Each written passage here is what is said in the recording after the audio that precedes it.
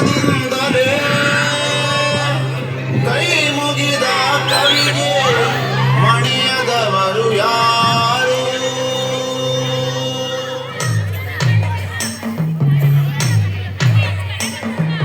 ಯುಗದ ಕವಿಗೆ ಜಗದ ಕವಿಗೆ ಮಣಿಯದವರು ಯಾರು? ಯುಗದ ಕವಿಗೆ ಜಗದ ಕವಿಗೆ ಮಣಿಯದವರು ಯಾರು? ಶ್ರೀರಾಮಾಯಣ ದರ್ಶನದಿಂದಲೇ ಕೈ ಮುಗಿದ ಕವಿಗೆ ಮಣಿಯದವರು ಯಾರು? ಕೈ ಮುಗಿದ ಕವಿಗೆ ಮಣಿಯದವರು ಯಾರು? ಯುಗದ ಕವಿಗೆ ಜಗದ ಕವಿಗೆ ಮಣಿಯದವರು ಯಾರು? ಯುಗದ ಕವಿಗೆ ಜಗದ ಕವಿಗೆ ಮಣಿಯದವರು ಯಾರು?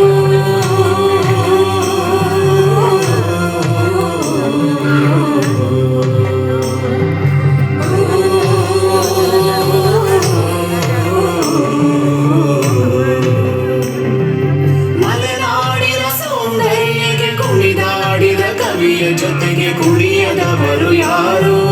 ಕುಣಿಯದವರು ಯಾರು? ಮಲೆನಾಡಿನ ಸೌಂದರ್ಯಕ್ಕೆ ಕುಣಿದಾಡಿದ ಕವಿಯ ಜೊತೆಗೆ ಕುಣಿಯದವರು ಯಾರು? ಕನ್ನಡಿಸಲಿ ಶಿವ ಜೀವನ ಮುನ್ನಡೆಸಲಿ ಯುವ ಜನಮನ. ಕನ್ನಡಿಸಲಿ ಶಿವ ಜೀವನ ಮುನ್ನಡೆಸಲಿ ಯುವ ಜನಮನ. ಯುಗದ ಕವಿಗೆ ಜಗದ ಕವಿಗೆ ಮಣಿಯದವರು ಯಾರು? ಯುಗದ ಕವಿಗೆ ಜಗದ ಕವಿಗೆ ಮಣಿಯದವರು ಯಾರು? ಶ್ರೀರಾಮಾಯಣ ದರ್ಶನದಿಂದಲೇ ಕೈ ಮುಗಿದ ಕವಿಗೆ ಮಣಿಯದವರು ಯಾರು? ಕೈ ಮುಗಿದ ಕವಿಗೆ ಮಣಿಯದವರು ಯಾರು? ಮಣಿಯದವರು ಯಾರು? ಮಣಿಯದವರು ಯಾರು?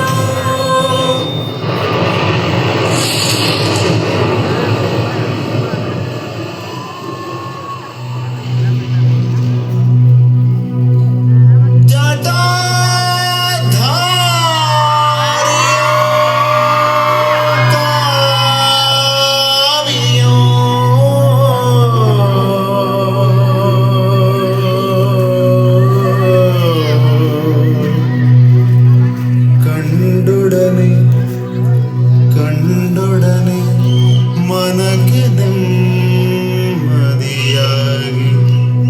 ಮನಕ್ಕೆ ನೆಮ್ಮದಿಯಾಗಿ, ಮನಕ್ಕೆ ನೆಮ್ಮದಿಯಾಗಿ ಚಂದ್ರನ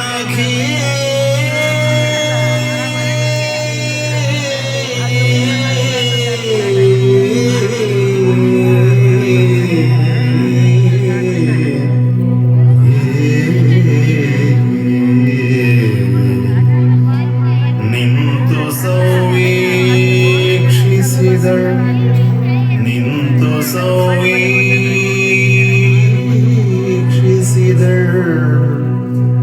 ತನ್ನೆಡೆಗೆ ಬರ್ಪಸು ಸನ್ಯಾಸಿಯು.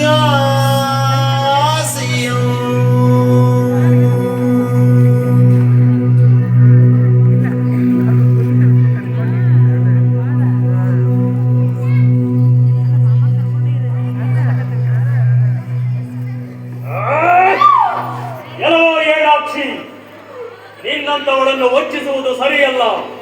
ನಾನೇ ಲಂಕೇಶ್ವರ, ದಶಕಂಠ ಬಿರುದಿನ ರಾವಣ. ದಶರಥನ ಮಗನಿಗಿಂತ ಮೊದಲೇ ನಿನ್ನನ್ನು ವರಿಸಬೇಕಾಗಿದ್ದವನು. ಬಿಲ್ ಮುರಿಯುವ ವರ ಪಡೆದು ಬರುವಷ್ಟರಲ್ಲಿ ನಿನ್ನ ತಂದೆಯಿಂದ ವಂಚಿತನಾದವನು. ಇಲ್ಲದಿದ್ದರೆ ನೀನಿಂದು ನನ್ನ ಮಡದಿ. ವೇಷಗಳೆರಡರಲ್ಲೂ ನಾನಿಂದು ಭಿಕ್ಷುಕ. ಕೃಪೆ ಇಟ್ಟು ನನ್ನೊಡನೆ ಬಾ. ಮರುದಿನವೇ ರಾಮನನ್ನು ಮರೆಸುವೆ.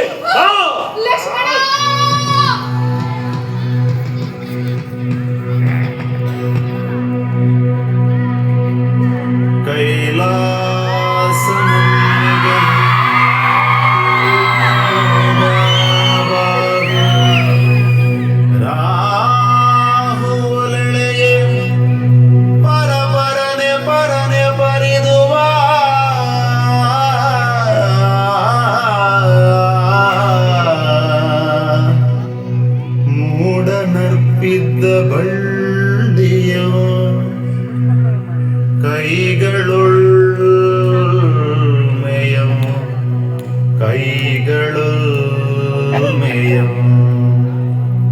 രാവണോ നെಗೆದനം ಬರಕೆ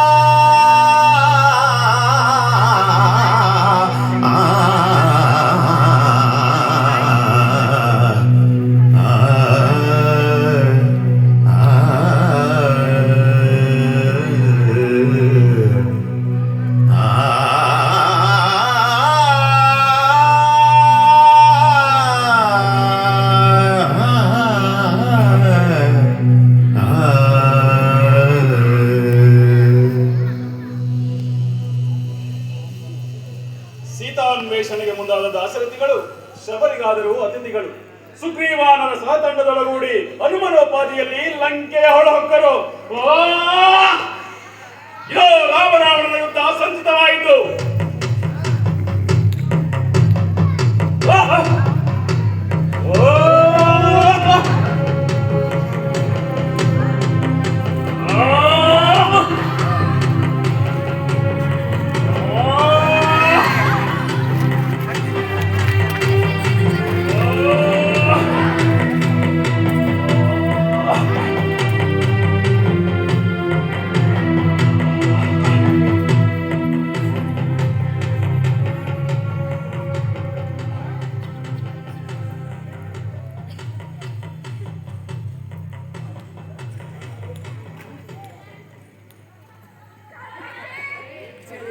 ರಾಮ ರಾವಣರ ನಡುವೆ ಘೋರವಾಗಿ ಯುದ್ಧ ನಡೆಯುತ್ತಿರುವಾಗ ರಾವಣನಿಗೆ ಒಂದು ದಿನ ಕನಸಾಗುತ್ತದೆ.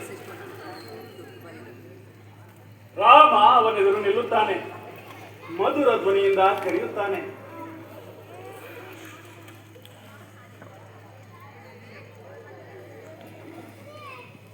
ಶಿವಭಕ್ತ ರಾವಣ, ರಾವಣಾಸುರ, ಭಕ್ತ ಗ್ರೇಸರ, ಲಂಕಾಧಿಪತಿ. ಯಾರು? ಯಾರದು? ಓ, ಶ್ರೀರಾಮಚಂದ್ರ, ಸ್ತ್ರೀಕುಲ ನಿಯಂತ್ರಕ, ರಾಜನೀತಿ ಪ್ರವೀಣ. ಸಾಕು ರಾವಣ, ನನ್ನನ್ನು ಅಪಮಾನಿಸಬೇಡ. ನಾನೀಗಾಗಲೇ ನೊಂದಿರುವೆ. ಪಶ್ಚಾತ್ತಾಪದ ದಾವಾಗ್ನಿ ನನ್ನನ್ನಾಗಲೇ ಬೇಯಿಸುವೆ. ಏಕೆ ರಾಮಚಂದ್ರ, ನೀನೇಕೆ ಪಶ್ಚಾತ್ತಾಪದ ಬೆಂಕಿಯಲ್ಲಿ ಬೇಯಬೇಕು? ವಿಪಿನವ ಸುತ್ತಿ ಸುಳಿದು ಎಷ್ಟೋ ಬುಡಕಟ್ಟು ಮಂದಿಯನ್ನು ರಾಕ್ಷಸರೆಂಬ ಹಣೆಪಟ್ಟ ಕಟ್ಟಿ ಸಂಹರಿಸಲಿಲ್ಲವೇ ನೀನು? ನಿನಗೂ ಭವದ ನೋವುಗಳೇ. ಲಂಕೇಶ್ವರ, ಅದೇಕೋ ಇಂದು ನಿನ್ನೊಡನೆ ನನಗೆ ಹೆಚ್ಚು ಮಾತನಾಡಬೇಕೆನಿಸಿದೆ. ನನಗೊಂದಿಷ್ಟು ಸಮಯ ಕೊಡುವೆಯಾ? ಇದೇನು ರಾಮಚಂದ್ರ ನಿನ್ನ ಪುಚ್ಚಾಟ? ಈ ದ್ರಾವಿಡನೊಡನೆ, ರಕ್ಕಸನೆಂಬ ಅಪಖ್ಯಾತಿ ಪಡೆದ ಈ ಲಂಕೇಶ್ವರನೊಡನೆ, ನಿನ್ನ ಪತ್ನಿಯನ್ನು ಅಪಹರಿಸಿದವನೊಡನೆ ಮಾತನಾಡಲಿಚ್ಛಿಸುವೆಯಾ? ಇದು ಪರಿಹಾಸ್ಯವಲ್ಲ ತಾನೇ? ಸಾಕು ರಾವಣ, ಸಾಕು.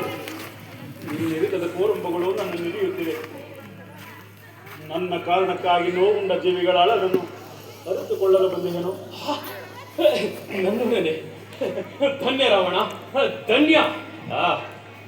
ಹೇಳು ಸೌಮಿತ್ರಿ, ನಿನ್ನ ಮನದ ದುಗುಡಗಳನ್ನು ಬಿಚ್ಚಿಡಲು ಇಚ್ಛಿಸುವೆಯಾದರೆ ಅದು ನನ್ನ ಸೌಭಾಗ್ಯವೆಂದುಕೊಳ್ಳುತ್ತೇನೆ. ಹೌದು, ಸುಗ್ರೀವನಿಗಾಗಿ ವಾಲಿಯ ವಧಿಸಬೇಕಾಯಿತು. ಮುನಿತರ ತಪಕ್ಕಾಗಿ ನಿನ್ನ ಕುಲಸ್ಥರ ಅನೇಕರನ್ನು ಕೊಲ್ಲಬೇಕಾಯಿತು. ಎಲ್ಲದಕ್ಕೂ ಕಾರ್ಯ ಕಾರಣಗಳು ಕೊಡಬಹುದು.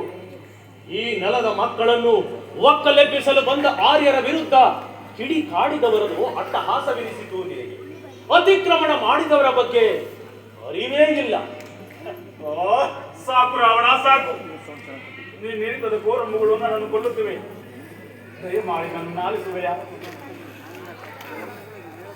ರಾಮಚಂದ್ರ, ನಿಜವಾಗಿಯೂ ನನ್ನೊಡನೆ ಮಾತನಾಡಲು ಇಚ್ಛಿಸುವೆಯಾ?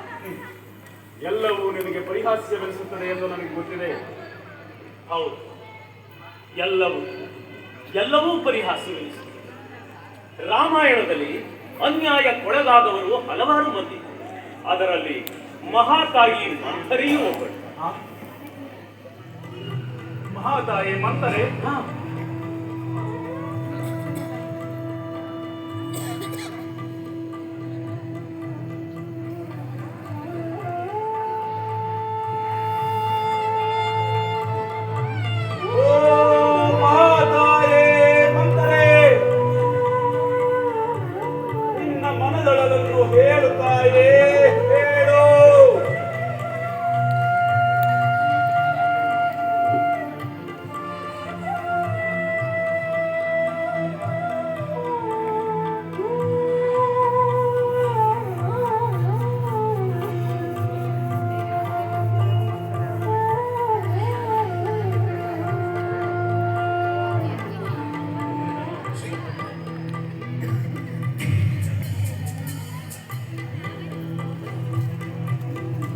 ಶ್ರೀರಾಮಚಂದ್ರನಿಗೆ ಜಯವಾಗಲಿ, ಜಯವಾಗಲಿ. ಶ್ರೀರಾಮಚಂದ್ರನಿಗೆ ಜಯವಾಗಲಿ, ಜಯವಾಗಲಿ, ಜಯವಾಗಲಿ. ಶ್ರೀರಾಮಚಂದ್ರನಿಗೆ ಜಯವಾಗಲಿ, ಶ್ರೀರಾಮಚಂದ್ರನಿಗೆ ಜಯವಾಗಲಿ, ಜಯವಾಗಲಿ, ಜಯವಾಗಲಿ. ಈ ಮಂಥರೆ ಕಾರಣಳೆಂದು ಕರುಬಬೇಡಿರಿ, ಈ ಮಂಥರೆ ಕಾರಣಳೆಂದು ಕುಹಕವಾಡದಿರಿ. ಈ ಮಂಥರೆ ಕಾರಣಳಲ್ಲ, ಕರಣ ಮಾತ್ರದವಳು. ಅಯೋಧ್ಯೆಯಲ್ಲಿ ವಸಿಷ್ಠ ವಾಮದೇವ ಎಂಬಿಬ್ಬರು ರಾಜಗುರುಗಳಿದ್ದರು. ವಸಿಷ್ಠ ಆ ಸ್ಥಾನದ ಗಂಡಸಿಗೆ ಗುರುವಾದರೆ ವಾಮದೇವ ಅಂತಃಪುರದ ಹೆಂಗಸರಿಗೆ ಗುರುವಾಗಿದ್ದ. ಆ ವಾಮದೇವನಿಗೆ ಜಾತಿಯ ಭೂತ ಹಿಡಿದಿತ್ತು. ಒಂದು ವೇಳೆ ಸೀತೆ ಹೀನ ಕುಲದವಳಾದರೆ ಮಲಿನವಾದೀತು ಅಯೋಧ್ಯೆಯ ಸಿಂಹಾಸನ ಎಂಬುದು ಅವನ ಆತಂಕ.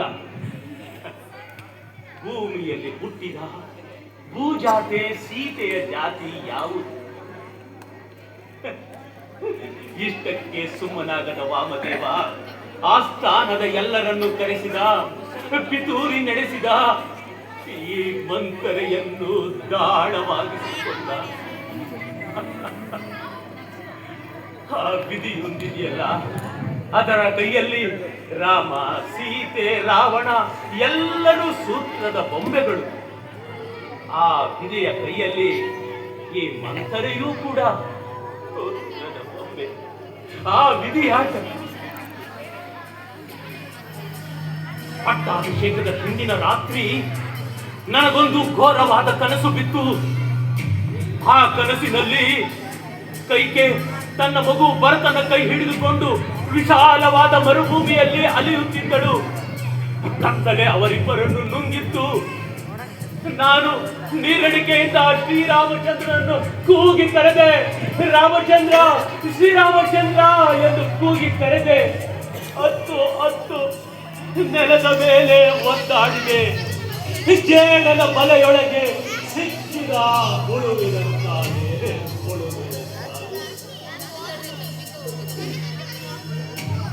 ಆ ಸ್ವಪ್ನದ ಕೇಡು ನನ್ನಲ್ಲಿ ಭಯ ಹುಟ್ಟಿಸಿತು.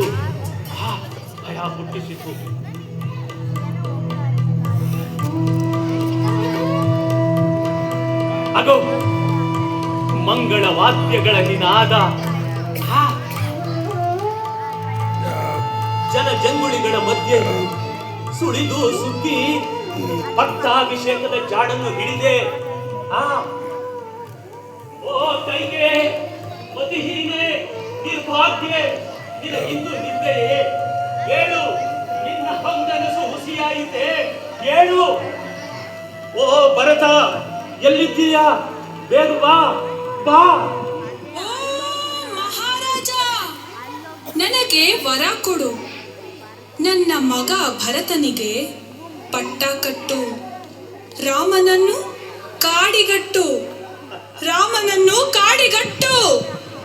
ಅಂತೂ ನನ್ನ ಬಾಣ ಕೈಗೆ ನಾಟಿತು. ಭರತನ ಮೇಲಿನ ಮಮತೆಯಿಂದ ಇಷ್ಟು ಮಾಡಿದ್ದೇನೆ ಹೊರತು ರಾಮನಲ್ಲಿ ನನಗೆ ಯಾವತ್ತೂ ದ್ವೇಷವಿರಲಿಲ್ಲ. ರಾಮ ಚಿರಂಜೀವಿಯಾಗಿರಲಿ, ಚಿರಂಜೀವಿಯಾಗಿರಲಿ. ರಾಮ ಕೋಸಲದಲ್ಲಿರುವವರೆಗೂ ಭರತನಿಗೆ ರಾಜ್ಯ ಲಭಿಸದು. ಈ ಜ್ವಲಂತ ನಿಜವನ್ನು ತಿಳಿದ ನಾನು ಕಾರಣಗಳೇ. ಅಗೋ, ಭರತ ತನ್ನ ಅಜ್ಜನೂರಿನಿಂದ ಮರಳಿ ಬಂದ ಮನೆಗೆ ಬಂದವನೇ ರಾಮನ ವನವಾಸದ ಸುದ್ದಿ ತಿಳಿದು ತನ್ನ ತಾಯಿಯನ್ನು ಬಹುವಾಗಿ ನಿಂದಿಸಿದ, ಬೈದ. ನನ್ನು ಬಹಳ ಸೌಮ್ಯವಾಗಿ ನಿಂದಿಸಿದ, ಪ್ರೀತಿಯಿಂದ ಬೈದ. ಯಾಕೆ ಗೊತ್ತಾ? ನಾನು ಪುಟ್ಟ ಮಗುವಾಗಿದ್ದಾಗ ಮರಗಳ ಮಧ್ಯೆ, ತರಗೆಲೆಗಳ ಮಧ್ಯೆ ಬಿದ್ದಿದ್ದ ನನ್ನನ್ನು ಎತ್ತಿಕೊಂಡು ಬಂದ, ಸಾಕಿ ಸಲಹಿ ದೊಡ್ಡವಳನ್ನಾಗಿಸಿದ. ಜಗತ್ತೇ ನನ್ನನ್ನು ಕ್ರೂರಿ ಗೂನಿ ಎಂದು ನಿಂದಿಸಿದಾಗ ನನ್ನ ಒಳರೂಪಿನ ದರ್ಶನ ಪಡೆದ.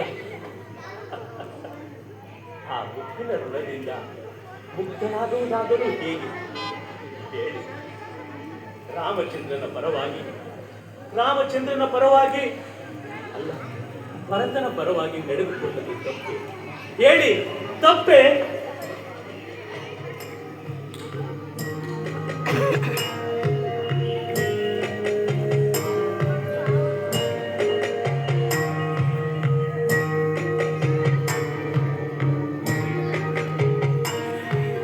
ಅಯೋಧ್ಯೆಯಲ್ಲಿ ಮಗು ರಾಮಚಂದ್ರನ ಜನನಾಗಮನವಾಯಿತು. ಆ ಮಗು ಜನನವಾದಾಗ ಅಯೋಧ್ಯೆಯ ಎಲ್ಲ ಕಡೆಯಲ್ಲೂ ಸಡಗರ, ಸಂಭ್ರಮ ಮನೆ ಮಾಡಿತ್ತು.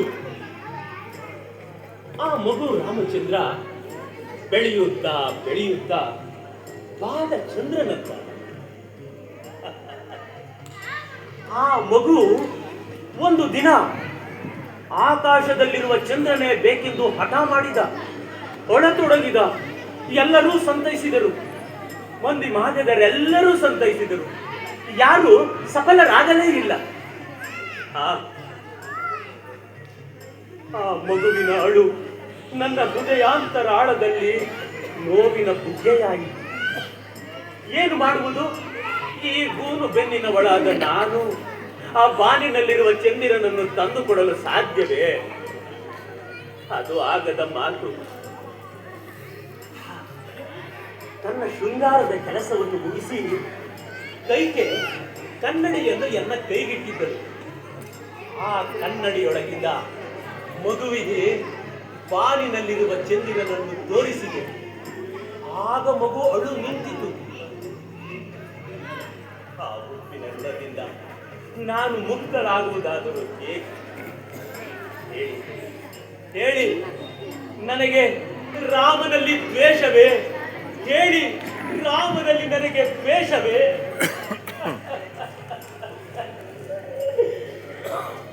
ಕಮ್ಮಾರನ ಅಡಿಗಲ್ಲಿಗೆ ಸಿಕ್ಕಿದ ಕಬ್ಬಿಣದಂತಾದಳು ಈ ಮಂಥರೆ. ಓಂ ನಮೋ ಸಚ್ಚಿದಾನಂದನೇ ನಮೋ ನಮಃ. ಓಂ ನಮೋ ಸರ್ವಸ್ವತಂತ್ರನೇ ನಮೋ ನಮಃ. ಹುಟ್ಟಿದ್ದಯೋಧ್ಯೆಯೊಳ್ ಪಂತುದಿಲಂಕೆಯೊಳ್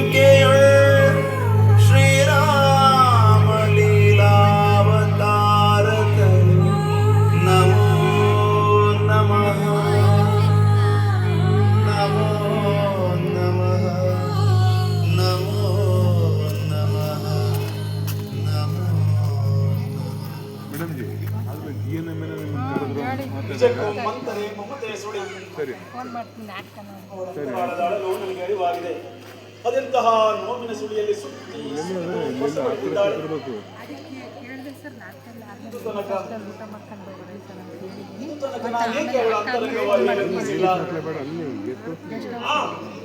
ಎಲ್ಲ ಕಾರಣಕ್ಕೂ ಎಲ್ಲರಿಗೂ ಒಂದೇ ಮನಸ್ಸಿರಬೇಕಲ್ಲ. ಇದು ನಿನ್ನ ಅಂತರಂಗದ ತಳಮಳಗಳು ತಾಳ ಹಾಕುತ್ತಿರುವ ಸಂಕೇತವಿದು. ಅದು ಸರಿ, ವಾಲಿ ಸಂಹಾರಕ್ಕೆ ತಾರೆ ಕೇಳುವ ಪ್ರಶ್ನೆಗಳಿಗೆ ನಿನ್ನಲ್ಲಿ ಉತ್ತರವಿದೆ. ಅವಳು ಕೇಳುತ್ತಾಳಲ್ಲ, ನಿನ್ನ ಹೆಂಡತಿ ವಿಧವೆಯಾದರೆ, ನಿನ್ನ ಸಂಬಂಧಿಕರು ಯಾರಾದರೂ ವಿಧವೆಯಾದರೆ ಇದು ವಿಧಿಯಾಟ ಎಂದು ಬಣ್ಣ ಕಟ್ಟುವಿಯಾ? ಹೇಳು, ಇದಕ್ಕೆ ನಿನ್ನಲ್ಲಿ ಉತ್ತರವಿದೆಯೇ ಅಥವಾ ಉತ್ತರದ ಬತ್ತಳಿಕೆಗಳು ಖಾಲಿಯಾಗಿವೆಯೇ? ಇದು ಉತ್ತರಿಸುವ ಕಾಲವಲ್ಲ ಪ್ರೇಸಕ. ನಾವೀಗ ರಾಮಾಯಣಕ್ಕೆ ವಿರಾಮ ನೀಡಿ ವರ್ತಮಾನಕ್ಕೆ ಹೋಗೋಣ. ಮೋಸ, ವಂಚನೆ, ದ್ರೋಹಗಳೇ ಮೈವೆತ್ತ ಮನುಜರ ಬೂಟಾಟಿಕೆಯ ಮಧ್ಯೆ ಕಾಯಕವೇ ಕೈಲಾಸವೆಂದು ತಿಳಿದ ನಿಜಭಕ್ತನ ಮನೋವೃತ್ತಿಯನ್ನೊಮ್ಮೆ ಅವಲೋಕಿಸೋಣ. ಅದೋ ನೋಡು ಕಲಿಯುವ ಜನರ ಬಂಡತನ. ಜಲಗಾರನ ಕಾಯಕನಿಷ್ಠೆ. ಇಲ್ಲೇ ನಿಂತು ನಾವು ನಮ್ಮಿಬ್ಬರ ಸಂತಪ್ಪುಗಳನ್ನು ಅವಲೋಕಿಸೋಣ.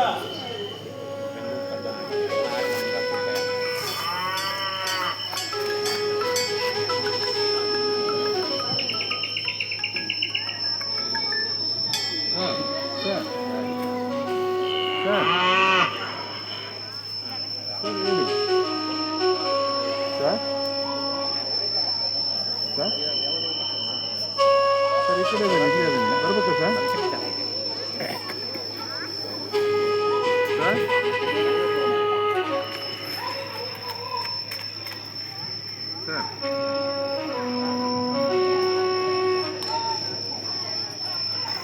ಓಹೋ, ಇಂದು ನಮ್ಮೂರ ಶಿವಗುಡಿಯ ಜಾತ್ರೆ.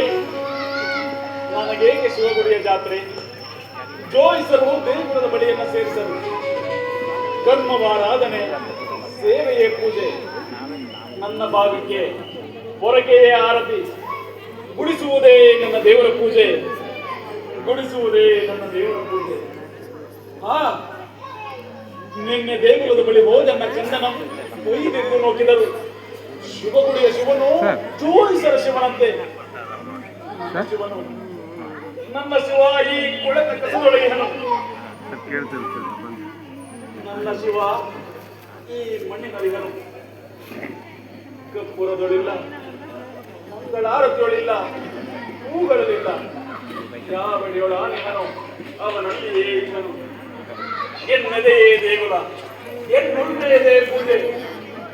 ನಾನೆಲ್ಲಿ ಭಕ್ತಿ ಕೈ ಮುಗುವೆನೋ ಅಲ್ಲಿ ತಾನಿಹನು. ನಾನೆಲ್ಲಿ ಸತ್ಕರ್ಮ ಬೆಸಗುವೆನೋ ಅಲ್ಲೇ ಮೈದೋರುವನು. ಶಿವಗುಡಿಯ ನನಗೇಕೆ?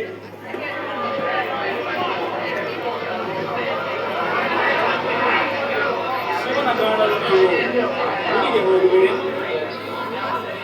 ನಿಮ್ಮ ನೇಗಿಲ ಗಡಿಯ ದಿವ್ಯ ದೇವಾಲಯದಿ ಶಿವನ ಕಾಣಿರ ನೀವು. ಉಳುವಾಗ ನಿಡುವಾಗ ನಿತ್ಯ ಪೂಜೆ ಮಾಡುವಿರಿ ನೀವು. ದೇಗುಲದ ಪೂಜೆಗೂ ಬೈಗಿನಲ್ಲಿ ಬೆಳಗಿನಲ್ಲಿ ಬಂದು ಪೂಜಿಸಿದರೇನಂತೆ? ನಮ್ಮ ಜೀವವೇ ನಿತ್ಯ ಪೂಜೆ, ನಮ್ಮ ಕರ್ಮವೇ ನಿತ್ಯಯೋಗ. ಇಂದು ಜಾತ್ರೆ ದಿವಸ ಎಲ್ಲರೂ ಸಂತಸುಡಿ ಸೇರಿ ನಲಿಯುತ್ತಿಹರು. ಅವರೆನ್ನುವರೆನಗೆ ದೇವನೆಂಬುದನರಿಯ, ಪೂಜೆ ಎಂಬುದನರಿಯ, ಹುಟ್ಟು ಗುಣ ಸುಟ್ಟರೂ ಹೋಗುವುದೇ ಎಂದು.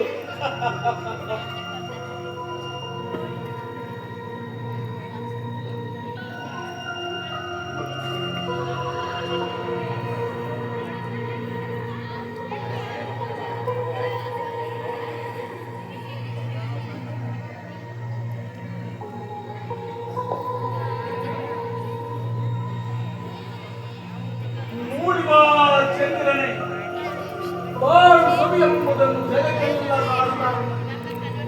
ಮೂಡಿ ತಾರುತ್ತಾರೆಲ್ಲ ಶಿವದಾನಂದವನ್ನು ಕೆಳಗೆಲ್ಲ ತೋರ್ತಾನೆ.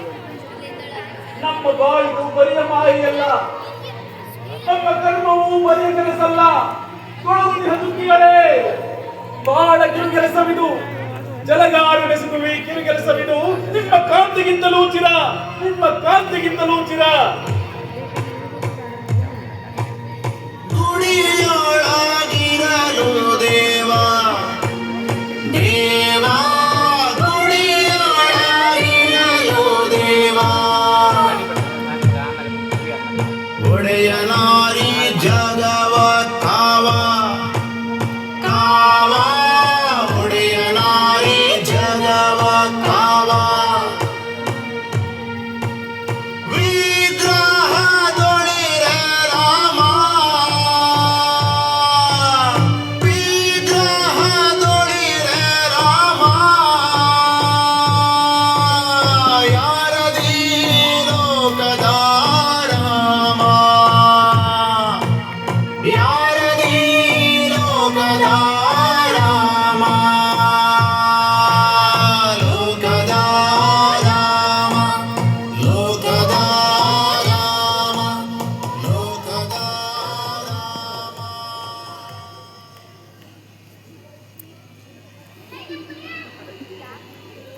ಅಯ್ಯ, ಯಾರು ನೀನು? ನಾನ್ ನಿನ್ನ ಜಾತಿ, ಹ? ನಾನ್ ನಿನ್ನ ಬಂಧು. ಏನು? ನೀ ನನ್ನ ಜಾತಿ, ನೀ ನನ್ನ ಬಂಧು.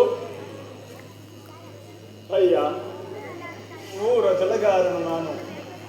ನಾನೊಬ್ಬ ಜಲಗಾರ, ಜಗದ ಜಲಗಾರ ನಾನು.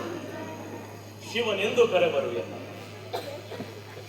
ವಿಶ್ವದಲ್ಲಿ ಸೌಂದರ್ಯ ಬಾಳುತ್ತಿದೆ.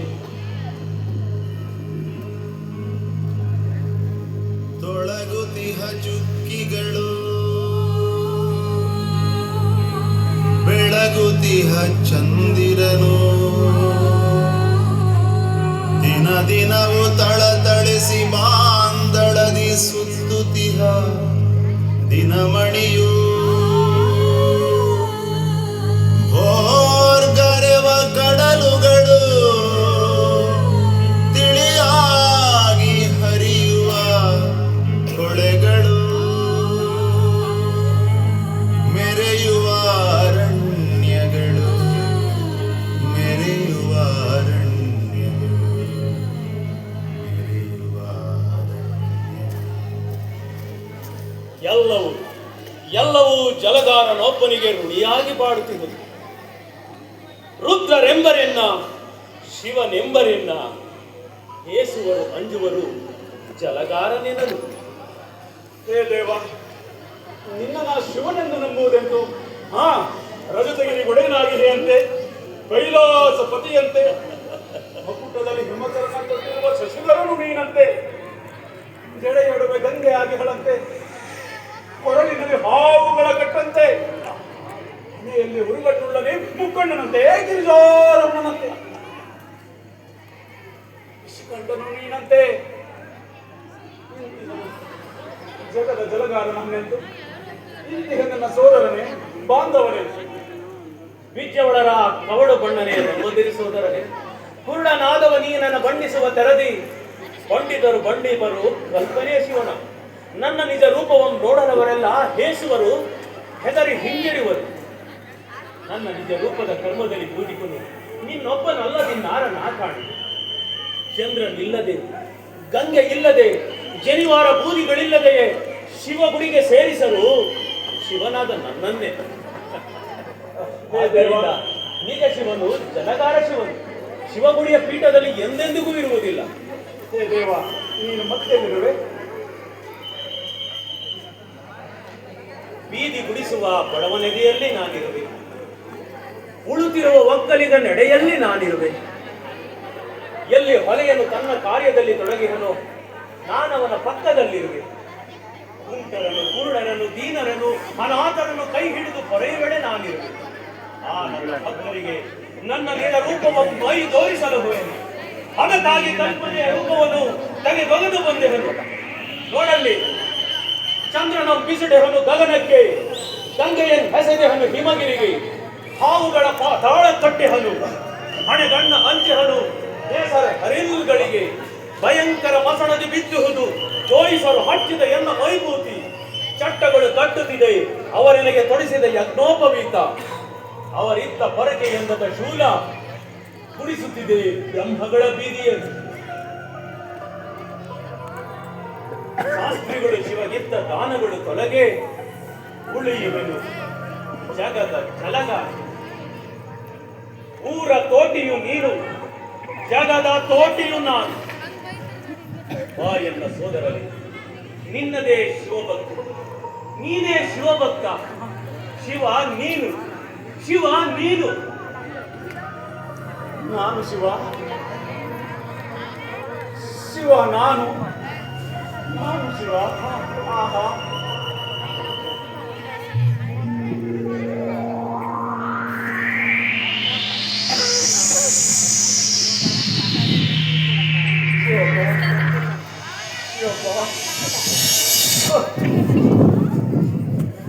ಶಿವಪ್ಪ, ಶಿವಪ್ಪ,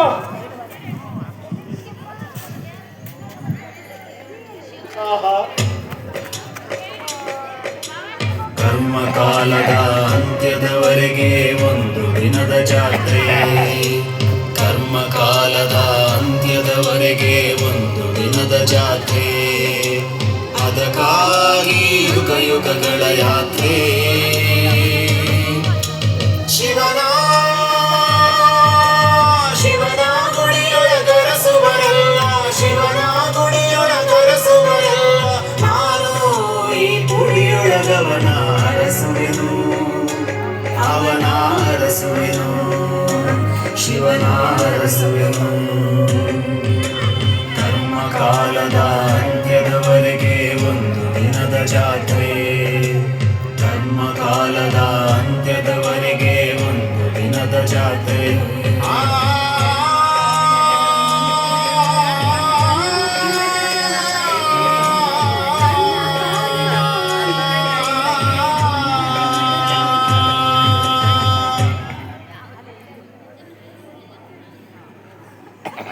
ರಾಮಚಂದ್ರ, ನೀನು ಮತ್ತು ನಿನ್ನವರು ಎಂದಾದರೂ ಈ ದ್ರಾವಿಡರನ್ನು ಆಧರಿಸಿದ್ದೀರಿ? ಇದು ಅತ್ಯಂತ ಜಟಿಲ ಪ್ರಶ್ನೆ ರಾವಣ. ನೀನು ಕೇಳುವ ಎಲ್ಲಾ ಪ್ರಶ್ನೆಗಳು ಮೂಲಭೂತವಾದವುಗಳೇ. ಆದರೆ ಆ ಪ್ರಶ್ನೆಗಳೆಲ್ಲವೂ ನನ್ನಲ್ಲಿಯೂ ಸಹ ಪ್ರಶ್ನೆಗಳಾಗಿಯೇ ಉಳಿದಿವೆ. ಅವುಗಳ ಉತ್ತರದ ಹುಡುಕಾಟದಲ್ಲಿ ಯುಗಗಳು ಬದಲಾಗಬಹುದು, ಆದರೆ ಮನುಷ್ಯರ ಮನಸ್ಸು ಮಾತ್ರ ಬದಲಾಗುವುದಿಲ್ಲ. ಸರಿಯಿಲ್ಲ, ಅದು ಹೀಗೇ ಸಾಗುತ್ತದೆ. ದ್ವೇಷ, ಅಸೂಯೆ, ಪಾಷಾಂಡಿತಗಳು ನಿರಂತರವಾಗಿ ತಮ್ಮನ್ನು ತಾವು ಪೋಷಿಸಿಕೊಂಡು ಬಂದಿವೆ. ಮತ್ತೆ ನಾವೀಗ ತ್ರೇತಾಯುಗಕ್ಕೆ ತೆರಳೋಣ. ಸಿದ್ಧಿ ಸಾಧನೆ ಎಂಬುದು ಯಾರ ಸೊತ್ತು? ಇಲ್ಲೊಬ್ಬ ಸಾಧಕನಿದ್ದಾನೆ. ರಾಮಾಯಣದೊಳು ಹಿರಿದಾದ ಪಾತ್ರ, ಹಿರಿದಾದ ಕ್ರಿಯೆ. ಅವನ ಸಾಧನೆಯನ್ನು ಕಂಡು ಕರುಗುವ ಜನರನ್ನು ಏನೆಂದು ಕರೆಯೋಣ?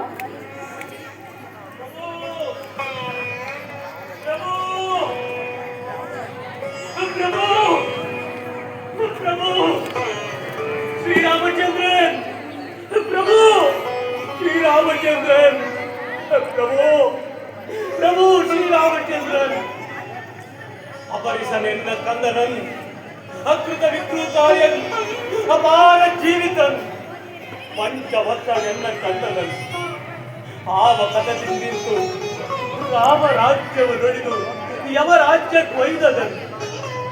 ನಾನಾವ ತಪ್ಪನ್ನು ಮಾಡಿಲ್ಲ. ಮತ್ಯಾವ ದುಷ್ಕೃತ್ಯಕ್ಕೆ ಕೊಲ್ಲುವುದೆಂದ ಶಿಶು ಶ್ರೀರಾಮಚಂದ್ರನ್.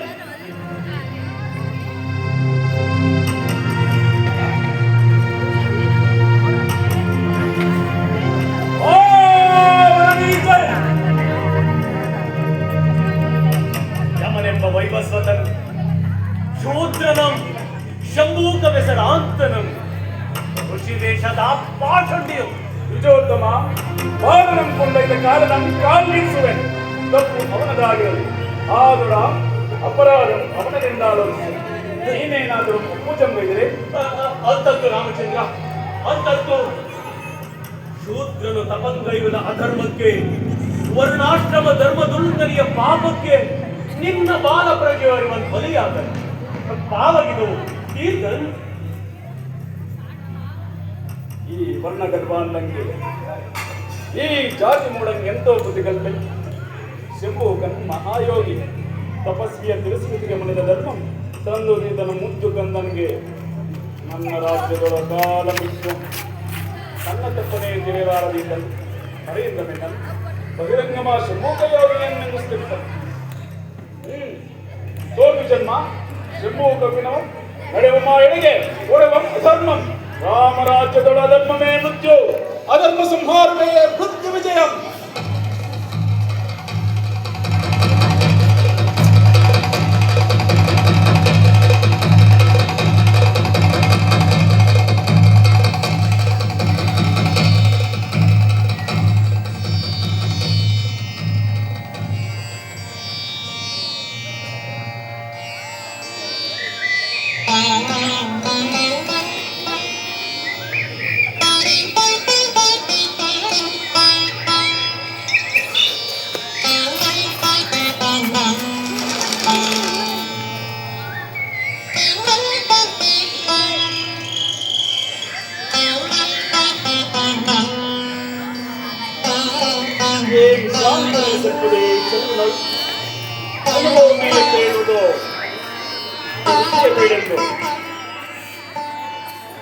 ಅಮೃತ ನಕ್ಕಂ ನಿನ್ನ ಚಿರಂಜೀವಿ, ಸತ್ಯವಾಗ್ನಿ ಕುಲೇಂದ್ರ ಪರಿಹರಿಸ ಆ ಧರ್ಮಚಾರ್ಯನ್ ಶೀಘ್ರದಿ ಪೂಜ್ಯ ಉದಾತ್ತಪತಿயின் வரைய வேள்கும் ಯಥಾ ಸಾಮರ್ಥ್ಯಂ ರಾಜೇಂದ್ರ. ತಪಂ ಪೂಜ್ಯ ಕರ್ಮಮಂತೆ ವಿಜಯೇಂದ್ರ. ತಪಕ್ಕೆ ಎಣೆಯುಂಟೇ ರಾಜೇಂದ್ರ. ತಪಂಗೆ ಇವನು ಪೂಜ್ಯನಂತೆ ಬುಧವರ್ಯ. ದಿಠಂ ಧರ್ಮಮೂರ್ತಿ. ಪೂಜ್ಯ ನಮ್ಮ ಪಾಪಕರ್ಮಂತೆ ಸತ್ವಶೀಲ. ನಿಸ್ಸಂಶಯಂ ವಾಲಿ ಸಂಹಾರಿ. ಅಂತವರು ಈ ತಪಸ್ವಿಯಂ ಕೊಲ್ಲುವುದು ವಸಿಷ್ಠ ಶಿಷ್ಯ ತಪಕ್ಕೆ ಅನದಕಾರಿ ಶೂದ್ರನು ಎಂಬುದು ಶಾಸ್ತ್ರ ಪ್ರಸಿದ್ಧ. ಕೃತಯುಗದಲ್ಲಿ ತಪಕ್ಕರ್ಹರು ಬ್ರಾಹ್ಮಣರು ಮಾತ್ರ. ತ್ರೇತೆಯರು ಕ್ಷತ್ರಿಯರು ಅರ್ಹರು, ವೈಷ್ಣವರು ಅರ್ಹರು ದ್ವಾಪರಗಳು. ಈ ಕಲಿಗಾಲ ಬರಲು ಶೂದ್ರನು ತಪಸ್ವಿ. ಸಾರ್ಥಕವಾಯಿತು ನಿಮ್ಮ ಕಲಿತ ವಿದ್ಯಾಚಾರ್ಯ. ನಿಮಗೆ ಸಮ್ಮತವಂತೆ ಬಾಲ ಪ್ರಯೋಗಂ ಅಪ್ಪುದೈ ಧನರ್ಧರ ಪರಿಹರಿಸ ಆ ಅಧರ್ಮಚಾರಿಯನ್ ಶೀಘ್ರದಿ.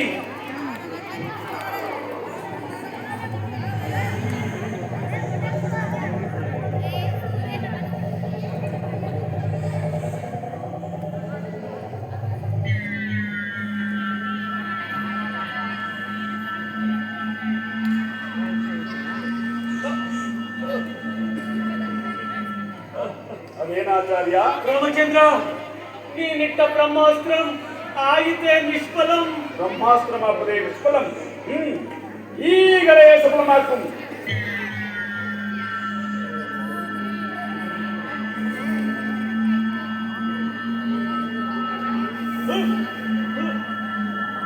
ಅಯ್ಯ ಅಯ್ಯ, ಬ್ರಹ್ಮಾಸ್ತ್ರ ಇದ್ದ ಕಡೆ. ಅಯ್ಯ, ಬ್ರಹ್ಮಾಸ್ತ್ರ ನನ್ನ ಕಡೆ. ಅಯ್ಯ ಅಯ್ಯ ಅಯ್ಯ, ಕಬಡ್ಡಿ ಕಬಡ್ಡಿ. ಅಯ್ಯೋ ಕಬಡ್ಡಿ. ಪ್ರಭು ಪ್ರಭು ಶ್ರೀರಾಮಚಂದ್ರ ಕಬಡ್ಡಿ. ಅಯ್ಯೋ ಬ್ರಹ್ಮಾಸ್ತ್ರ. ಅಯ್ಯೋ ಅಯ್ಯೋ ಬ್ರಹ್ಮಾಸ್ತ್ರ. ಅಯ್ಯೋ ಬ್ರಹ್ಮಾಸ್ತ್ರ.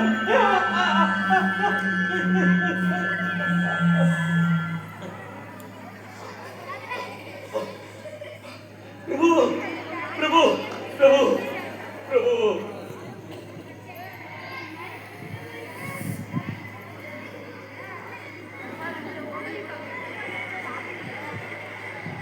ಆಹಾ ಆಹಾ, ಬೋಧವಾಯಿದ್ದೇ ನನಗೀಗ ಮಹಾಪ್ರಾಜ್ಞ. ಬುದ್ಧಿ ಕಲಿಸದ ಈ ಸಂಪ್ರದಾಯ ಬದ್ಧಂಗೆ, ಜಾತಿಯ ಮೂಢಂಗೆ, ಶಾಸ್ತ್ರೀಯ ಗರ್ವಾಂಧಂಗೆ ಯಾವ ಜಾತಿ ಇದ್ದರವೋ ಇಂತನೆಗೆ ಹೊರತುಂಟೆ. ಬೆಂಕಿಗೆ ಭೇದವೇ, ದಳ್ಳುರಿಗೆ ದಾಕ್ಷಿಣ್ಯವೇ, ಆರಾಧನೆ ಆರಾಧ್ಯ ತಪೋಧನರ್ ನಮಸ್ಕಾರವೇ ಪುಣ್ಯಂ. ಬೆಂಕಿಗೇನ್ ಭೇದಮೇ, ದಳ್ಳುರಿಗೆ ದಾಕ್ಷಿಣ್ಯವೇ, ಆರಾಧರೇನ್ ಆರಾಧ್ಯ ತಪೋಧನರ್ ನಮಸ್ಕಾರಮೇ ಪುಣ್ಯಂ, ತಿರಸ್ಕಾರಮೇ ಪಾಪಂ. ನಮಸ್ಕಾರಮೇ ಪುಣ್ಯಂ, ತಿರಸ್ಕಾರಮೇ ಪಾಪಂ.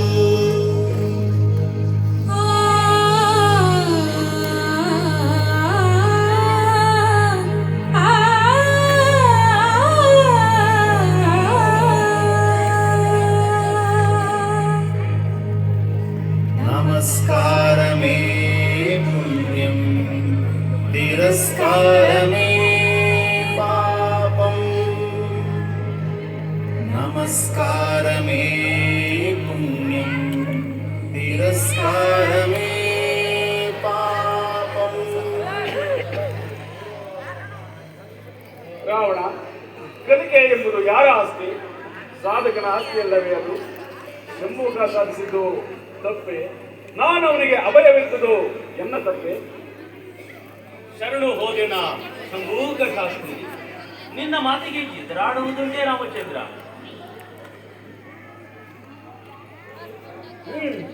ಮತ್ತೆ ನಾವೀಗ ತ್ರೇತಾಯುಗಂ ದಾಟಿ ದ್ವಾಪರಕ್ಕೆ ಸರಿದು ಕುರುಕ್ಷೇತ್ರದ ಕೊನೆಯ ದಿನಗಳನ್ನು ತೋರಿಸುತ್ತೇವೆ. ಯುದ್ಧದ ತೀವ್ರತೆ, ಜ್ಞಾತಿಕರಣದ ಪರಾಕಾಷ್ಠೆ, ಅದರ ಪರಿಣಾಮಗಳನ್ನು ರಾಷ್ಟ್ರ ಕವಿಗಳು ಚಿತ್ರಿಸಿರುವ ಬಗ್ಗೆ ಎಂಥವರ ಕರಳನ್ನು ನಡಗಿಸುತ್ತದೆ. ಆ ಬೀಭತ್ಸ ಕೃಷ್ಣ ಕಂಡರ ಎದೆ ಚೆಲ್ಲೆನ್ನುತ್ತದೆ. ಯುದ್ಧ ಮುಗಿದ ನಂತರ ಅಕ್ಷೋಹಿಣಿ ಸೈನ್ಯಗಳು ಮತವಾಗಿ ಹೋಗಿವೆ. ಕುರುವಂಶ ನಿರ್ನಾಮವಾಗಿದೆ. ಪಾಂಡವರ ಪಾಳೆಯಲ್ಲಿ ಉಪಪಾಂಡವರ ಸಿರುಗಳು ಅಶ್ವತ್ಥಾಮನ ಅವಿವೇಕತನಕ್ಕೆ ಬಲಿಯಾಗಿ ಹೋಗಿದೆ. ನನ್ನಿಂದ ಯುದ್ಧ ಮುಗಿದ ನಂತರದ ಕುರುಕ್ಷೇತ್ರದ ಸ್ಮಶಾನವನ್ನ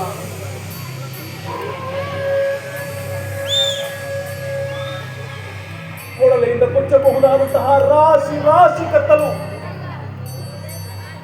ಕತ್ತಲು ಸೇರಿಕೊಂಡು ತಮ್ಮವರ ದೇಹಗಳನ್ನು ಮುಚ್ಚಿರುವ ಮಿಡುಗು ದೀಪಗಳು ಈ ವಿಸ್ತಾರವಾದ ರಣಭೂಮಿಯಲ್ಲಿ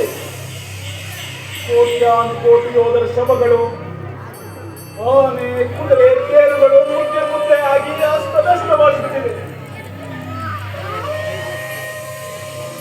ಗಾಯಾಳುಗಳು ನರಳುತ್ತಿದ್ದಾರೆ. ಹಾಕಿಕೊಂಡು ಏನನ್ನೋ ಹುಡುಕುತ್ತಿದ್ದಾರೆ. ಅವರೆಲ್ಲ ಬಳಕೆ ಯುದ್ಧದಲ್ಲಿ ಮಡಿದವರ ಬಂಧುಗಳು, ಅಣ್ಣ ತಮ್ಮಂದಿರು, ಅಕ್ಕ ತಂಗಿಯರು, ಮಕ್ಕಳು, ಮುದುಕರು ಅವರವರ ನೆಂಟರಿಷ್ಟರ ದೇಹಗಳನ್ನು ಹುಡುಕುತ್ತಿದ್ದಾರೆ. ಅದೇ ದಿನ ರಾತ್ರಿ ದ್ವಾಪರಯುಗ ಮುಗಿದು ಕಲಿಯುಗ ಪ್ರಾರಂಭವಾಗುವುದು. ಏನ್ ರೌದ್ರಮೆನ್ ಕ್ರೂರಮೇನ್ ದುಃಖಮಯ ದೃಶ್ಯ, ಏನ್ ರೌದ್ರಮೆನ್ ಕ್ರೂರಮೇನ್ ದುಃಖಮಯ ದೃಶ್ಯ, ಈ ಭಯಂಕರ ದೃಶ್ಯಮಂ ಮರಳಿ ಬೆಳಗದಿರು ಇಲ್ಲಿಗೂ ಕುರುಕ್ಷೇತ್ರವಾಯಿತು ಭೈರವಸಂ, ಇಲ್ಲಿಗೂ ಕುರುಕ್ಷೇತ್ರವಾಯಿತು ಭೈರವಸಂ.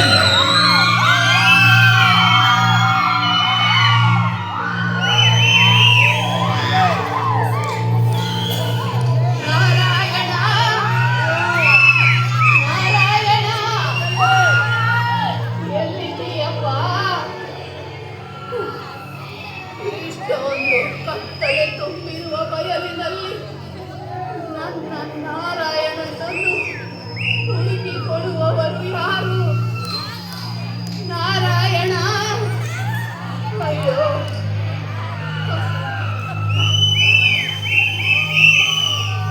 ಕಂದ, ದಿನ ಸಂಜೆ ಕತ್ತಲಾಗುತ್ತಿದ್ದ ಹಾಗೆ ಗುಡಿಸಲಿಗೆ ಬಂದು ನಾನಿದ್ದ ಕೈ ತುತ್ತನ್ನು ಬೆಲ್ಲುತ್ತಾ ಆವತ್ತಿನ ಕಾಳಗದ ಸುದ್ದಿಯನ್ನು ಹೇಳುತ್ತಿದ್ದವನು ಇನ್ನೇಕೆ ತಡ ಮಾಡಿದೆಯೋ? ನಾರಾಯಣ, ಎಲ್ಲಿದ್ದೀಯಪ್ಪ? ಈ ಮಕ್ಕಳಿಲ್ಲದ ಮುದುಕಿಯನ್ನು ಕೇಳುವವರು ಯಾರು? ನನ್ನ ಜೊತೆಯಲ್ಲಿದ್ದುದರಿಂದ ನಾನು ಎಲ್ಲರಿಗೂ ಬೇಕಾಗಿದ್ದವಳಾಗಿದ್ದೆ. ನೀನು ಮಹಾಯೋಧನೆಂದು ತಿಳಿದು ದೊರೆಯ ಅಧಿಕಾರಿಗಳು ಬಂದು ಇಲ್ಲ ಸಲ್ಲದ ಆಸೆಗಳನ್ನು ತೋರಿ ಸವಿನುಡಿಗಳನ್ನು ಆಡಿ ನಿಷ್ಠೆ, ಸ್ವಾಮಿ ಭಕ್ತಿ, ಕರ್ತವ್ಯ ನಿಷ್ಠೆಯನ್ನು ಏನೇನೋ ಇಲ್ಲ ಸಲ್ಲದ ಆಸೆಗಳನ್ನು ತೋರಿ ನಿನ್ನನ್ನು ಕರೆದುಕೊಂಡು ಹೋದರಲ್ಲ. ಅದರ ಮಾತಿಗೆ ನಾನು ಮರುಳಾಗಿ ಹೋದೆ. ಈಗ ಎಲ್ಲಿ ಹೋಯಿತು ಆ ತತ್ವಗಳು?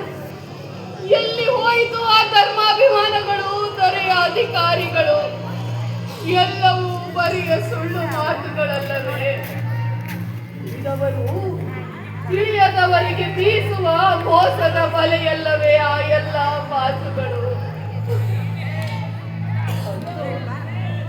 ದೊಡ್ಡವರ ಹೋರಾಟದ ಬೆಂಕಿಗೆ ಬಲಿಯಾಗುವುದು ನಮ್ಮಂತ ಬಡಪಾಯಿಗಳು ತಾನೆ, ನಮ್ಮಂತ ಬಡಪಾಯಿಗಳು ತಾನೆ.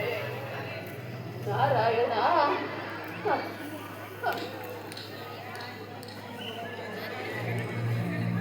ನಾರಾಯಣ,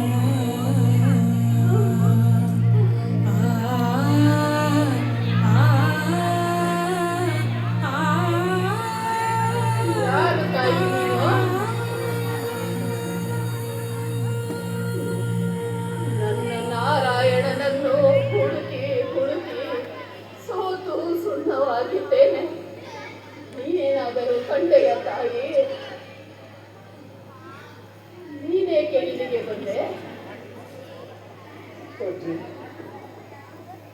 ಯುದ್ಧಕ್ಕೆ ಹೋದ ನನ್ನ ಗಂಡನನ್ನು ಹುಡುಕಿಕೊಂಡು ಬಂದಿದ್ದೇನೆ. ಆದರೆ ಈ ಹೆಣದ ಹೆಬ್ಬಣವೆಯಲ್ಲಿ ನನಗೇನು ಕಾಣಿಸುತ್ತಿಲ್ಲ. ನಿನ್ನ ಗಂಡ ಯಾರ ಕಡೆಯವನು? ಅದು ಪಾಂಡವರ ಕಡೆಯವನು. ನಿಮ್ಮ ಮಗ? ನನ್ನ ಮಗ ಕೌರವರ ಕಡೆಯವನು. ಹಾಗಾದರೆ ನನ್ನ ಗಂಡ ನಿನ್ನ ಮಗನಿಗೆ ಹಾಗೆ ಆಗಿದ್ದನೇನು? ಯಾರಿಗೆ ಯಾರು ಹಗೆ ತಾಯಿ? ನಿನಗೆ ನಾನು ಹಗೆಯೇ ಅಥವಾ ನನಗೆ ನೀನು ಹಗೆಯೇ? ಚೇಚೆ, ಎಲ್ಲಾದರೂ ಉಂಟೆ ಅಜ್ಜಿ? ನಾವು ದುಃಖಿಗಳಮ್ಮ. ಕೌರವರು ಪಾಂಡವರು ನೆಲಕ್ಕಾಗಿ ಬಡಿದಾಡಿದರೆ ನಮ್ಮವರು ಅವರ ಜೊತೆ ನಿಂತು ಹೆಮ್ಮೆಯಿಂದ ಹೋರಾಡಿ ಸಾಯುತ್ತಾರೆ. ನಿನ್ನ ಗಂಡನಿಗೆ ಹಾಗೆಯೇ ನಾವೆಲ್ಲ ದುಃಖಿಗಳಮ್ಮ, ದುಃಖಿಗಳು. ಬಾ, ಹುಡುಕೋಣ. ನಾರಾಯಣ,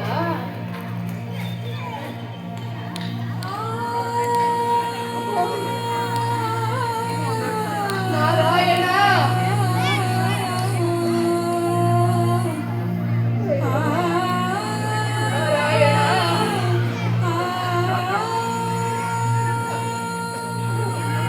ನಾರಾಯಣ, ಅಯ್ಯೋ.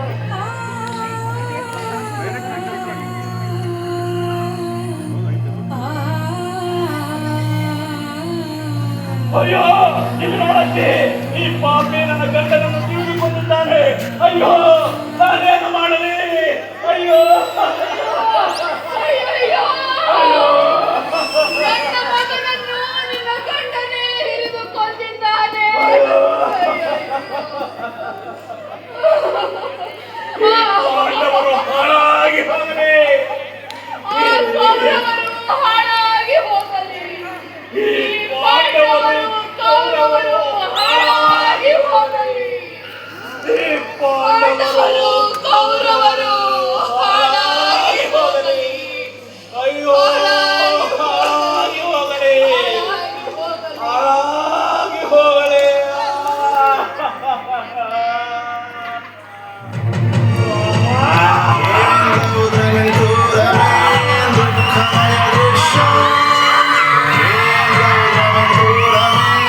ದುಃಖಮಯ ದೃಶ್ಯ, ಈ ಭಯಂಕರ ದೃಶ್ಯ ಮರಳಿ ಬೆಳಗದೆ ಇನ್ನಿದು ಇನ್ನಿದು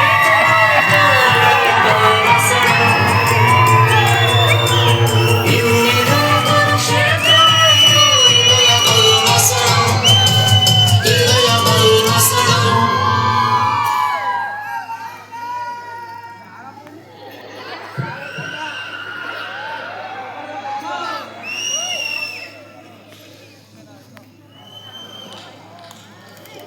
ರಾಷ್ಟ್ರ ಕವಿಗಳಿಗೆ ನಮೋ ನಮಃ. ಎಂತೆಂತಹ ಯುದ್ಧ ವಿರೋಧಿ ವಿಧಿವಿಜ್ಞಾನಗಳನ್ನು ಬೋಧಿಸಿದ್ದೀರಿ ನೀವು. ಬುದ್ಧ ಎಂಬುದು ಮಾನವ ಲೋಕದ ಮಾಯದ ಗಾಯ. ಬುದ್ಧ, ಬಸವ, ಅಶೋಕ, ಬಾಹುಬಲಿ ಎಲ್ಲರೂ ಯುದ್ಧ ವಿರೋಧಿಗಳೇ. ಗಾಂಧಿಯ ನಾಡಿನಲ್ಲಿ ಹಾಡು ಹಗಲೇ ಕಗ್ಗೊಲೆ, ಮಹಾವೀರನ ಮಡಿಲಲ್ಲಿ ಮಾರಣ ಹೋಮ, ರಾತ್ರಿ ಪ್ರೇಮದ ಮಡಿಲಲ್ಲಿ ದಾಯಾದಿಗಳ ಕಲಹ.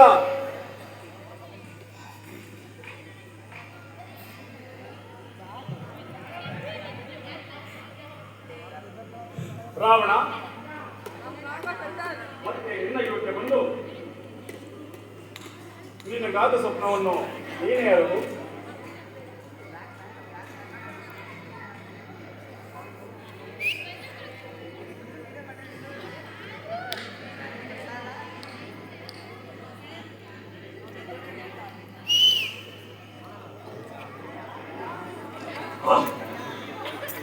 ರಾಮ ರಾಮ ಬಾಣಗಳಿಂದ ಜರ್ಜರಿತನಾದ ನಾನು ನನ್ನ ಆರಾಧ್ಯ ದೇವಿ ಕಾಳಿಕಾ ಮಂದಿರಕ್ಕೆ ಬಂದೆ.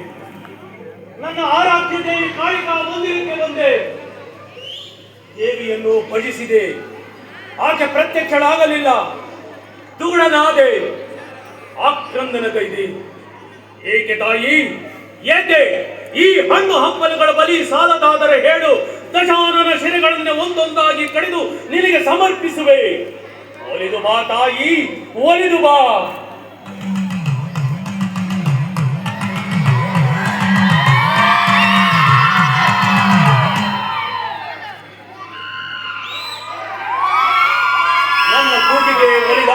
ದೇವಿಯನ್ನು ಸುರಲೋಕದಲ್ಲಿ ಅಲ್ಲೇ ಸುರರು ತಡೆದರು.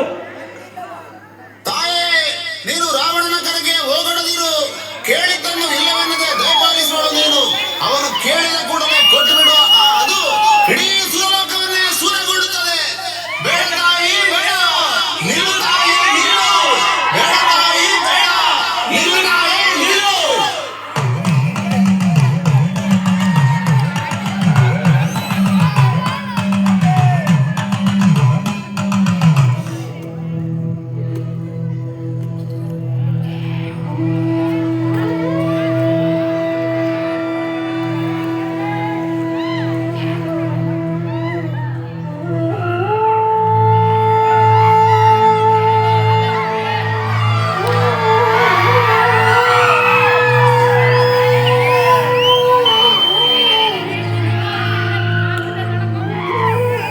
ಯಾರು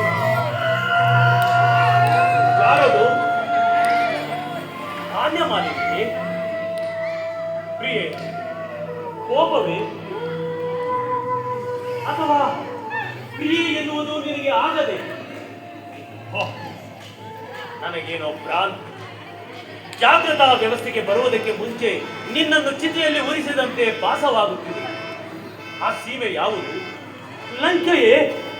ಇಲ್ಲ ಇಲ್ಲ, ಬಾಳುಗುಡಿಯ ಕತ್ತಲಲ್ಲಿ ಮಸಣಗತ್ತಲೆ ಗೆಲ್ಲಿಹುದು. ಮಾತಾಡು, ನೀನೇನು ಹೋಗಿಯೇ ಅಥವಾ ನನ್ನ ಮೇಲೆ ಮುರಿಸೆ? ನನ್ನ ಗುರುತು ಸಿಕ್ಕದೆ ನಾನೇ ಲಂಕಾ ಲಕ್ಷ್ಮಿ, ಈ ಕಾಳೆ ಲಂಕೆ. ಇಲ್ಲ ಇಲ್ಲ, ನನ್ನ ಲಂಕೆ ಕನಕಮಯ, ನನ್ನ ಲಕ್ಷ್ಮಿ ತ್ರಿಭುವನ ಲಕ್ಷ್ಮಿ.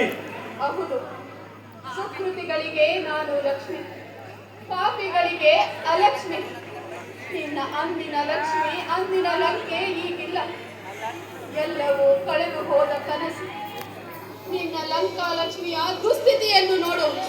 ಓಹ್, ಇಲ್ಲ ಇಲ್ಲ, ಉರಿದ ಕಿರೀಟ, ಕಳೆ ಇಲ್ಲದ ಗೋಳುಗೈ, ಎಣ್ಣೆ ಇಲ್ಲದ ಹೊಗರುತ್ತಲೆ,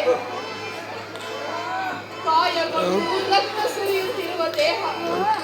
ನನ್ನ ಗೋಳನ್ನು ಕೇಳುವವರು ಯಾರು? ಓಹ್, ನಿನ್ನ ಈ ಸ್ಥಿತಿಯನ್ನು ನೋಡುತ್ತಿದ್ದರೆ ನಾನು ಬದುಕಿದ್ದು ಸತ್ತಂತೆಯೇ ಸರಿ. ಹೇಳು, ನಿನ್ನ ಈ ಸ್ಥಿತಿಗೆ ಕಾರಣರಾರು? ಹೇಳು. ಆ ದೇವತೆಗಳೇ ಆಳು, ಅಮರಾವತಿಯ ತಂದು. ನಿನಗೆ ಏಕೆ ಈ ಪಾಡು? ನನ್ನ ಈ ಸ್ಥಿತಿಗೆ ನೀನೇ ಕಾರಣ. ಕಪಿ ಸೈನ್ಯದಲ್ಲಿ ನನ್ನ ಮಕ್ಕಳೆಲ್ಲರೂ ಮಡಿದರು. ನನಗೆ ಈ ಗತಿ ಪ್ರಾಪ್ತಿಯಾಯಿತು. ಓಹ್, ನಾನೇನೋ ಹೇಳಲು ಬಂದು ಮತ್ತಿನ್ನೇನೋ ಮಾತಾಡುತ್ತಿದ್ದೇನೆ. ತಾಯೇ, ನಾಳಿನ ಯುದ್ಧದಲ್ಲಿ ಶ್ರೀರಾಮನನ್ನು ಗೆಲ್ಲುವಂತೆ ಶ್ರೀವಾಣಿಯನ್ನು ಬೇಡಲು ಬಂದಿದ್ದೇನೆ. ನಾಳೆ ಮೊದಲಿನಂತೆ ನೀನು ಲಕ್ಷ್ಮಿಯಾಗುತ್ತೀಯ. ಚಿಂತೆ ಮಾಡಬೇಡ. ನಿನಗೇನು ಸಿದ್ಧಿ ಲಭಿಸುತ್ತದೆ ನಿಜ, ಆದರೆ ಲೆಕ್ಕವಿಲ್ಲದಷ್ಟು ಮಂದಿ ಮಡಿಯುತ್ತಾರೆ. ಬರಿದಾದ ಲಂಕೆಯಲ್ಲಿ ನಾನು ಸಿಂಹಾಸನವನ್ನು ಏರದೆ ಮಸಣಕ್ಕೆ ರಾಣಿಯಾಗಲೆ. ಇನ್ನಾದರೂ ಛಲವನ್ನಳಿದು ಯುದ್ಧವನ್ನು ಕೊಲೆಗಳನ್ನು ನಿಲ್ಲಿಸು. ಓಹ್, ಹಾಗಾದರೆ ನಿನ್ನಿಷ್ಟವೇನು? ನನ್ನಿಷ್ಟವೇ ನಿನ್ನ ಹೃದಯವನ್ನು ತೆರೆದು ನೋಡು, ಕಾಣುತ್ತದೆ. ರಾಮನನ್ನು ಗೆದ್ದು ಸೀತೆಯನ್ನು ಕಪ್ಪವಾಗಿ ತಂದುಕೊಡಲೇ? ನಿನ್ನ ಅಹಂಕಾರಕ್ಕೆ ಲಂಕೆಯ ಪ್ರಜೆಗಳನ್ನು ಆಹುತಿ ಕೊಡುವೆಯಾ? ಈಗಾಗಿರುವ ಬಲಿ ಸಾಲದೆ ತಾಯಿಯ ಸಂಕಟವನ್ನು ಹೆಚ್ಚಿಸುವ ಹೇಳಿತನವೇಕೆ? ಓಹ್, ನಿನ್ನ ಬಿಂಕಕ್ಕೆ ವಿಧವೆಯರ, ಪುತ್ರಹೀನರ, ಅನಾಥರ ಸಂಖ್ಯೆ ಬೆಳೆಯಬೇಕೆ? ಹಾಗಾದರೆ ನಿನ್ನಿಷ್ಟವೇನು? ನನ್ನ ಮೇಲೆ ಅಪನಂಬಿಕೆಯೇ ಲಂಕಾಧೀಶ್ವರ. ನಿನ್ನ ಅಂತಚಕ್ಷುವನ್ನು ಒಮ್ಮೆ ತೆರೆದು ನೋಡು.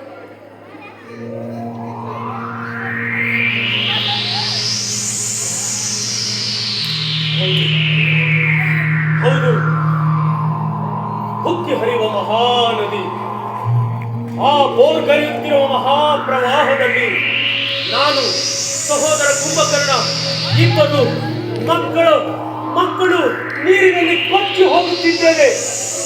ಆ ಕೊಚ್ಚಿ ಹೋಗುತ್ತಿರುವ ಪ್ರವಾಹದಲ್ಲಿ ನಮ್ಮನ್ನು ಕೈ ಹಿಡಿದು ಬಲ ಸೆಳೆದುಕೊಂಡು ತನ್ನ ತೊಡೆಯ ಮೇಲೆ ಕುಳ್ಳಿರಿಸಿಕೊಂಡು ಸ್ತನ್ಯಪಾನ ಮಾಡಿಸಿದಳು. ಯಾರು ಆ ಮಹಾತಾಯಿ? ಇನ್ನು ಅರ್ಥ ಆಗಲಿಲ್ಲವೇ ಲಂಕಾಧೀಶ್ವರ? ಆ ಮಹಾತಾಯಿ ಬೇರೆ ಯಾರು ಅಲ್ಲ, ಜಗನ್ಮಾತೆ ಸೀತಾದೇವಿ. ಜಗನ್ಮಾತೆ ಸೀತಾದೇವಿ. ಆಹಾ, ಮಾತೆ ಸೀತಾದೇವಿ. ಲಗ್ಗೆ ಲಗ್ಗೆ ಯಾರಿಗೂ ತಿಳಿಯದ ಇನ್ನೊಂದು ಸತ್ಯವಿದೆ. ನಾನು ಸೀತೆಯನ್ನು ಅಪಹರಿಸಲಿಲ್ಲ. ಏನು ಹೇಳುತ್ತಿವೆ ಲಂಕಾಧೀಶ್ವರ? ಹೌದು, ನಾನು ಸೀತೆಯನ್ನು ಹುಡುಕಿ ಹೊರಟದ್ದು, ಮಾರೀಚನನ್ನು ದಂಡಕಾರಣ್ಯ ಕಟ್ಟಿದ್ದು ಎರಡು ನಿಯಮಿತವಾಗಿದೆ. ನನ್ನ ತಂಗಿಗೆ ಆದ ಅವಮಾನದ ಸೇಡನ್ನು ತೀರಿಸಿಕೊಳ್ಳಲು ಅಂಗಛೇದನಕ್ಕೆ ಅಂಗಛೇದನವೇ ಮುಯ್ಯಿ ಎಂದುಕೊಂಡ ಬಂದ ನನ್ನನ್ನು ಸೀತಾಮಾತೆ ತಡೆದಳು. ನಡೆದ ನಿಜಾಂಶವನ್ನೆಲ್ಲ ತಿಳಿದುಕೊಂಡು ನನ್ನ ಜೊತೆಯಲ್ಲಿ ತಾನಾಗಿಯೇ ಬರಲು ಒಪ್ಪಿಕೊಂಡಳು. ನಂತರದ ನಡೆ ಮಾತ್ರ ಯಾರ ಕಲ್ಪನೆಗೂ ನಿಲುಕಂತದ್ದು. ಈ ಭೂಮಂಡಲ ಒಂದು ಮುಖವಾಡದ ಸಂತೆ, ಒಳಗೊಂದು ಮನಸ್ಸಿನ ಹೊರಗೆ ಮತ್ತೊಂದು. ನನ್ನ ರಾಜ್ಯಾಡಳಿತದ ಬಗ್ಗೆ ಮಾತನಾಡುವವರು ಮೊದಲು ತಮ್ಮ ಆತ್ಮವಿಮರ್ಶೆ ಮಾಡಿಕೊಳ್ಳಲಿ. ಸೀತಾಮಾತೆ ರಾಮನೊಡನೆ ದಂಡಕಾರಣ್ಯದಲ್ಲಿ ಸುಖಿಸುವುದಕ್ಕಿಂತ ಇಲ್ಲಿ 10-100 ಪಟ್ಟು ಸುಖದಿಂದಿದ್ದಳು ಎಂಬುದನ್ನು ನೀನು ಒಪ್ಪುಯಾಕಾಗಿ?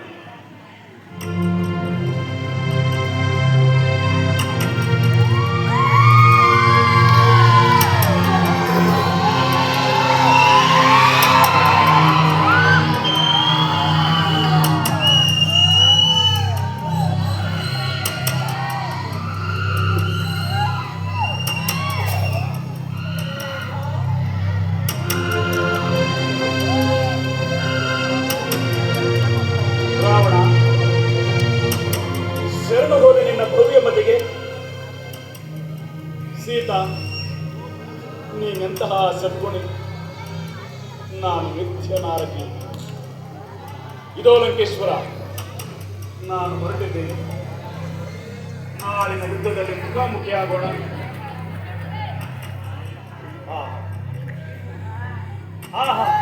ನಾನೆಂತಹ ಅದೃಷ್ಟಶಾಲಿ. ನನ್ನ ಪರಮ ವೈರಿ ಎಂದು ತಿಳಿದುಕೊಂಡ ರಾಮಚಂದ್ರ ಆತ್ಮರಾಮನಾಗುವ ಆನಂದ ಹೊಂದಿದನು. ಸೀತಾಮಾತೆ ತಾಯಿಯಾಗಿ ಬರುವ ಆನಂದ ಹೊಂದಿದನು. ಧನ್ಯ ಧನ್ಯ ರಾವಣ, ನೀನು ಶಿವಭಕ್ತನಾದದ್ದು ಸಾರ್ಥಕವಾಯಿತು, ಸಾರ್ಥಕವಾಯಿತು. ನೀನಿನ್ನು ಹೆದರಬೇಡ. ನಾಳಿನ ಯುದ್ಧದಲ್ಲಿ ನಿನ್ನ ಮಕ್ಕಳು ಯಾರೊಬ್ಬರೂ ಸಾಯರು. ನಾನೇ ಏಕಾಂಗಿಯಾಗಿ ಹೋರಾಡುತ್ತೇನೆ. ನನ್ನನ್ನು ಬೀಳ್ಕೊಡು.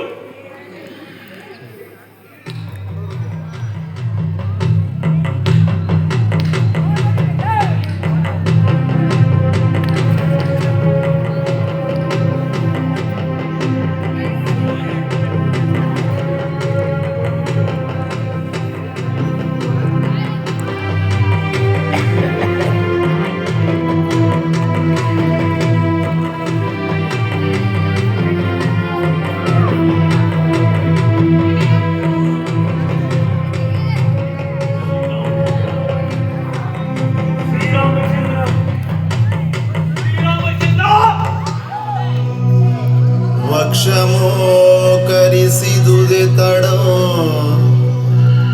ತನ್ನನಾ ಬ್ರಹ್ಮ ಬಾಣೋ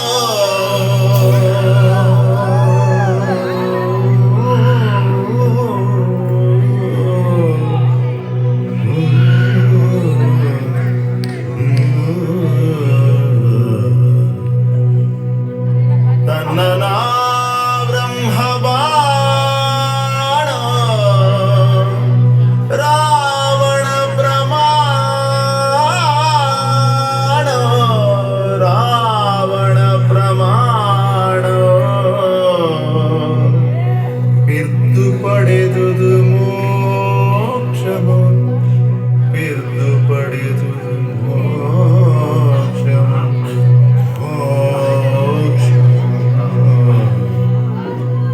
ಶ್ರೀರಾಮ